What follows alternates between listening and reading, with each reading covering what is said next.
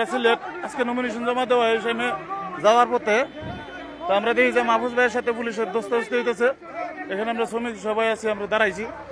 আসলে রাস্তার মধ্যে এইভাবে প্রকাশ্যে ওপেন টাকা নেওয়া আমাদের নিজের কোম্পানিগঞ্জ থানার ভিতরে এটা লজ্জাজনক বিষয়। এই যে দেখেন কিভাবে ওপেনলি এইখানে দাঁড়ায় তারা ছাতাবাজি করে শুনতাম না। গাড়ি পিছিয়ে টাকা দিতে পারলে এরা গাড়ি ছাড়বো না, ছাড়বো না। কোম্পানিগঞ্জে পুলিশে প্রত্যেকদিন চাঁদাবাজি করে আমার শ্রমিকের থেকে প্রত্যেকদিন চাঁদাবাজি করে, আমার শ্রমিককে হয়রানি করে। এএসআই হাবিব এ আমার ড্রাইভারের থেকে 5,000 টাকা ইয়া করছে,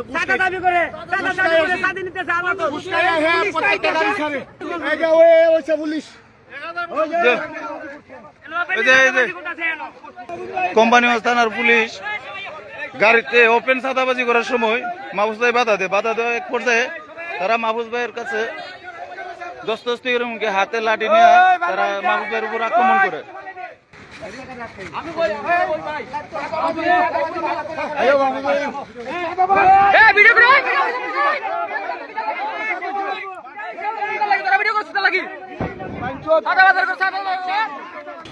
চিন্তা করে দেন, কোম্পানিগঞ্জ থানা, আমরা সবকিছু আমরা থানার ভিতরে, আমরা গাড়ি ঘোড়ার, আমরা নেতা লিডার রূপে পুলিশে আক্রমণ করে। এটা কতটুক হেরা দেশটারে হেরা নিজের আয়ত্তের ভিতরে নিছে।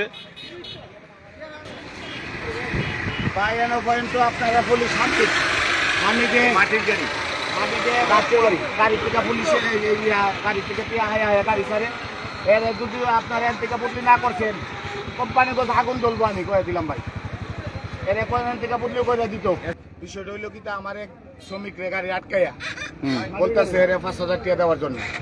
তো আমার শ্রমিককে বলছে কিসের টাকা দেব, এই জন্য এ কথা করার পরে আমার শ্রমিককে আগে দেখা মারছে। আমি আসলাম কিষেনের গাড়ি, তখন আমি গাড়ি থেকে দেখলাম কিন্তু আমার শ্রমিককে এ পুলিশে দেখা মারে ফালাই দিচ্ছে। এই ফুল মারে আসলাম, আসার পরে কইলাম কি দেয় তুই আমার শ্রমিককে হাত দিলি গেলে। এরপরে হের গুন্ডা বাহিনী আমরা সবাই দেখছি আক্রমণ করছে।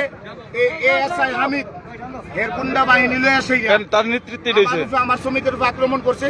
যতক্ষণ পর্যন্ত এখান থেকে পুতলি না করে হইব আজকে কোম্পানি গোছ আমরা গোসল করে ফেলাই দেবো।